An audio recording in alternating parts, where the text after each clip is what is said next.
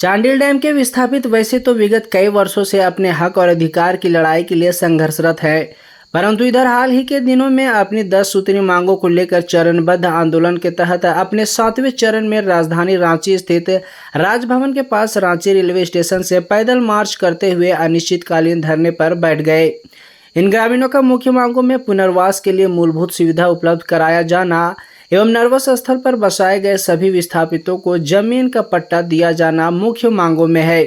विगत दिनों भी चांडिल के यह विस्थापित गांव वाले लोग राजभवन के समक्ष अपनी मांगों को लेकर राज्यपाल को अपनी मांगों से ध्यान आकृष्ट करने के लिए आए हुए थे, पर उसी समय उनकी मांगों पर कोई पहल नहीं देखी गई, जिस कारण फिर से एक बार आगाह पूर्ण अनिश्चितकालीन धरना देने को विवश है। मंच के अध्यक्ष राकेश रंजन महतो ने कहा कि मंच के बैनर तले चांडिल डैम के 84 मौजा 116 गांव के विस्थापित पिछले 16 जून 2023 से चांडिल डैम स्थित पुराना अधीक्षक कार्यालय परिसर में 122 दिनों से अधिक अनिश्चितकालीन धरने पर बैठे हैं, परंतु अभी तक विस्थापितों की मांगों को लेकर विभाग एवं सरकार द्वारा कोई सकारात्मक पहल नहीं किया गया है।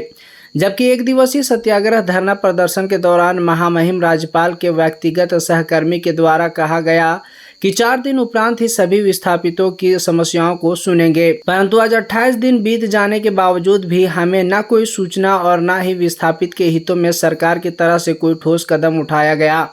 शांतिपूर्ण तरीके से अधिकार पदयात्रा करने के बाद राजभवन के समक्ष जाकिर हुसैन पार्क में 10 सूत्री मांगों को लेकर विस्थापितों द्वारा अनिश्चितकालीन आमरण अनशन करने का निर्णय लिया गया है।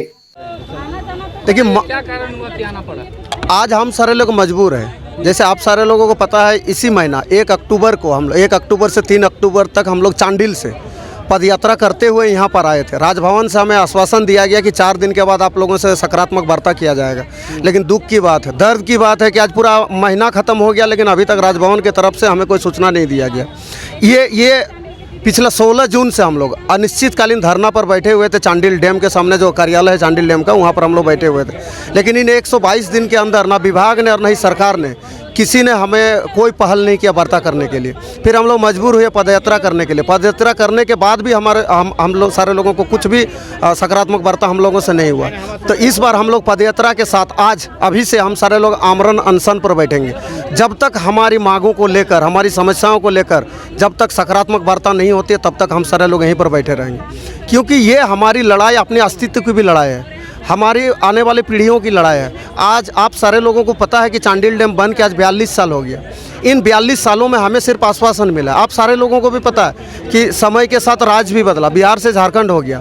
समय समय पर सरकारें भी बदलती रहती है। अगर कुछ नहीं बदलता है तो झारखंडियों को हक के लिए नीति, अगर कुछ नहीं बदला है तो झारखंड में अभी तक ना विस्थापित आयोग का गठन नहीं हुआ। अभी तक अगर कुछ नहीं मिला है तो हम सारे विस्थापितों का किस्मत अभी तक फूटा पड़ा हुआ है। हमसे वादा किया जाता, जब चुनाव में आता है कई सारा वादा किया जाता है, लेकिन जैसे ही चुनाव बीत जाता है फिर सारा वो वादा सिर्फ वादा ही बन के रख जाता है। इस वजह से ये जो लड़ाई है ये हमारी अंतिम लड़ाई है और आर पार की लड़ाई है। हम सारे लोग इस बार की लड़ाई अपना हक अधिकार लेके ही रहेंगे, क्योंकि कई सारी बातें हैं और हमारी ये मांगे नहीं है। देखा जाए तो ये मांगे नहीं है, ये हमारी अधिकार है। क्योंकि जब 1978-1980 में चांडिल डैम का निर्माण हुआ था तो हम सारे विस्थापितों को एक विकास पुस्तिका किया था, जिसको हम लोग लाल कार्ड बोलते हैं, और प्रत्येक लाल कार्ड में हम सारे लोगों को सरकारी नियोजन देना था, जो कि 3rd ग्रेड और 4th ग्रेड में नौकरी देने की बातें था। समय के साथ आज 42 साल हो गया, लेकिन ना हमें नौकरियां मिला। ज़मीन के बदले में 25 डिसमिल ज़मीन दिया जाना था, लेकिन ज़मीन भी नहीं दिया। और वहाँ से हटाकर हम सारे लोगों को पुनर्वास स्थल पर बसाने की बातें थे, पुनर्वास स्थल भी नहीं मिला। पुनर्वास स्थल में अगर कुछ लोगों को बैठाया भी गया है तो दुख और दर्द की बात है, तो हमें अभी तक ना वहाँ पर ज़मीन का पट्टा नहीं मिला। और ज़मीन का पट्टा नहीं मिलने के कारण क्या हो रहा है ना, हमारे बच्चों का आय जाति प्रमाण पत्र नहीं बन रहा, हमारी पहचान तक छीनने का काम किया जा रहा है। आज अगर हम नहीं लड़ते हैं तो हमारे अस्तित्व ही खत्म हो जाएगा। आज अभी एक लड़ाई चल रही है झारखंड में खतियान के आधारित। हमारा खतियान पानी के अंदर डूबने वाला है, और जब खतियान आधारित ही नीति बनेगा, खतियान आधारित सब कुछ मिलेगा, और जब खतियान आधारित ही पहचान भी रहेगा तो फिर हम लोग कहाँ जाएंगे। आज हम लोग यहीं पर हो जाएंगे, झारखंड राज्य में ही हम सारे लोग बहुत परेशानी में रहने वाले, हमारी पहचान खत्म होने वाला है। आज ऐसी स्थिति है कि विस्थापित भाई लोग, हम सारे लोग यहाँ वहाँ भटक के बैठे हुए हैं। हमारे यहाँ कोई अगर देहांत भी करते हैं तो 4 कंधा नहीं मिलता है। लाश को ले जाने के लिए कंधा नहीं मिलता हम सारे लोगों को। मजबूरी में हमें जो सरकार की तरफ से जो घाट दिया हुआ है, हमारे जैसे जमशेदपुर में पार्वती घाट दिया हुआ है, वहाँ पर हम सारे जन लोग अपना खुद के मतलब गाड़ी में लेके जाके वहाँ पर अपना क्रियाक्रम करना पड़ता है। बहुत ही दुख की बात है, बहुत ही दुख की बात है।